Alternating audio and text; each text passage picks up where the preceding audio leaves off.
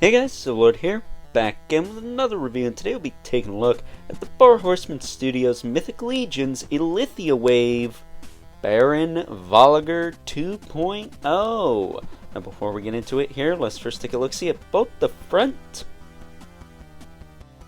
and the back of the packaging. So without further ado, let's get into it. Now before we get into the meat and taters of this review, Baron Voligar comes with two different style swords, which one of these will be going with my other Baron Voligar, the other one will be going with this Baron Voligar, particularly the one I'm pointing at him with. This one right here. And, anyone else miss the brown strap pieces used to hold weapons? I do, because I would have probably just given him both swords, but since he can only have one on his person, he's only going to get one. That said, I think a brown strap would kind of ruin the aesthetic of this guy, because he's very, very slick. But that said, we've seen these swords before. I got this with Illythia the Cleric the first time, I think it was when I got that sword. And then this came with Lucretia, actually. I think that was the first time I ever got this sword. It's also been used with Malachi Shinderhorn, and Afarius, who we took a look at last week, had this as well. That said, this sword's not all that common. Again, I think the only other character I have with this sword is Illythia the Cleric. I think. No, Lord Bardrick came with this too. We also took a look at last week in the same video as Afarius. Haha! That said, he also comes with a shield, the big arse bladed shield with the handle on the back, which you're welcome. I bitched about those clips in that All-Stars wave, and since then we have never gotten clips again. Huzzah! But, I don't know. I'm going to take partial responsibility for that, because if anyone's watching my videos, it's somebody who's got some connection to the Horsemen, okay? Let me have that at least. If you're not going to let me have toe joints on McFarlane figures, let me have the handles on Mythic Legion's shields. That said, if you want to take it off, you can. It's not like that trident with Afarius where you couldn't take it off, which, again, very weird. That said, putting that off to the side there. Baron Voligar. Let's take a closer look at him. Anyone else think he looks like a vampire pimp? I do. Right down to the fuzzy shit on his cape. But as I've said twice already this week, no homo, but I love this figure. Friggin' awesome. The vampires in this wave are they're just that good. You know, Illythia's Brood was not the most fleshed out faction before. I mean, I had all the figures, and really, it wasn't anything too impressive, if I'm being honest. They all kind of looked the same.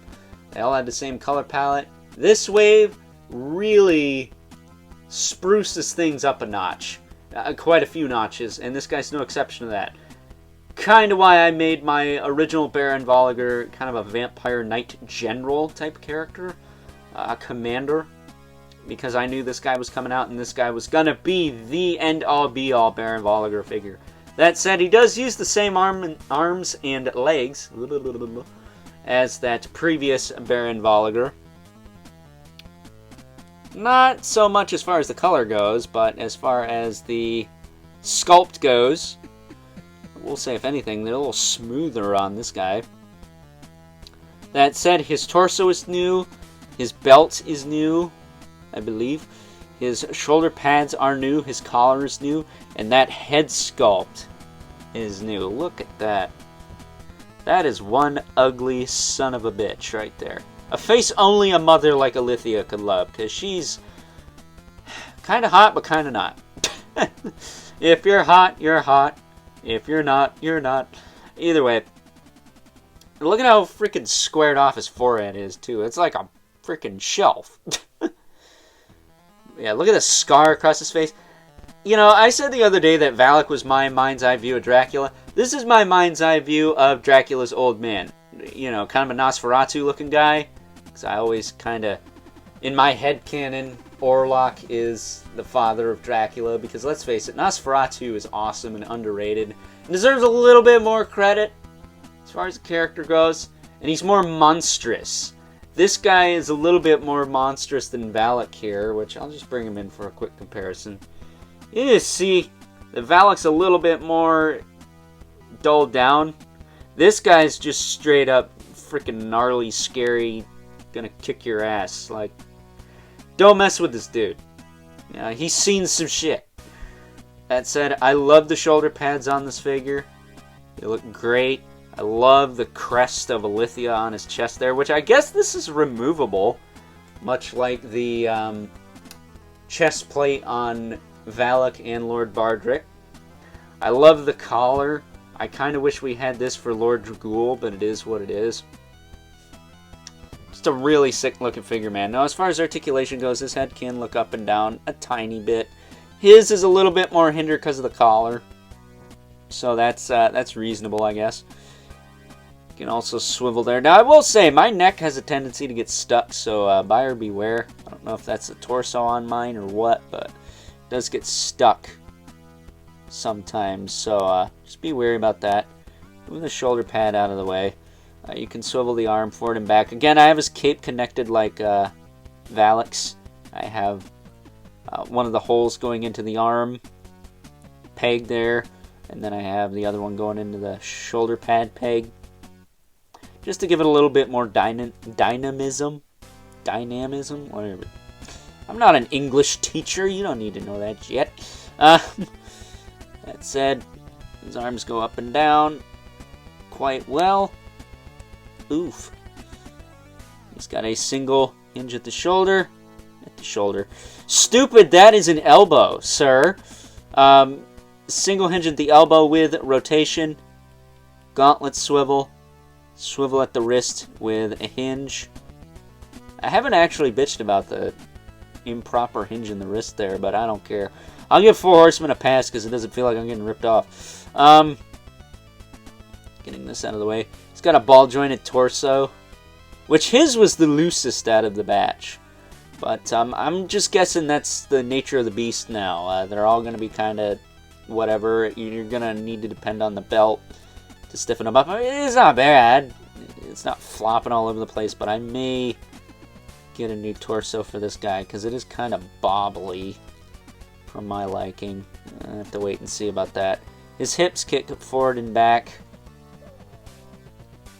Both sides. This one's kind of... You know, the right hips on these lately have just been kind of loose. We already know about Varg, but what about Valak here? No, Valak's is fine. So I don't know what's up with that. Maybe I'm just getting bad crotches. I don't... That's what she said, okay? We'll leave it at that. But moves forward and back. Out, back down. His is kind of whatever, like Varg's too. It's like this side on both him and Varg is kind of whatever. I may have to do something about that. He's got a thigh cut. Single joint at the knee. Don't have to worry about loose knees on this guy. His are nice and tight. On both sides, for the most part. His feet, however, I swapped these ball hinges out with a couple of older ones. I think they're from Erithir specifically. But after getting X amount of replacement parts from Four Horsemen, you tend to have some extra bits laying around. So I did actually swap out the ball hinges. Not a fun experience. I don't recommend it. It sucked. But for whatever reason, the feet on my Baron Voligar here, they're just kind of... As far as the hinge goes, they're kind of loose. The rocker's nothing crazy, but it's the rocker. I don't really care. As long as his foot's not wiggling in the socket, it's fine. That said, he does have rotation up in there as well. And of course the rocker that I already mentioned. But yeah, the hinges on mine, they just seem to get loose. Which is weird because he doesn't have a whole lot of upper body weight going on. Unless some shoulder pads weigh more than I think. And by the way, one thing to note, this isn't a flaw. Because my dad's was like this too. Baron Voligar's shoulder pad, this side, for whatever reason, sticks out ever so slightly more than this side. It's like that on my dad's. It's like that on mine. I imagine it's like that on most people's. So don't panic if your left shoulder pad is a little bit more flexible than the other one. There's nothing wrong with it. You didn't, crack it, stress it out or anything. It's just how it's made. It feels like two separate pieces, but I don't believe it is. That said, this fur piece can be a pain in the nuts sometimes. It does kind of just want to flop around a little bit, but if anyone's going to be fidgety, it's going to be the pimp of Illythia's brood, old Baron Voligar here. I feel like this guy, kind of hangs out with the most elite members of the brood in search of his dear mother, Illythia.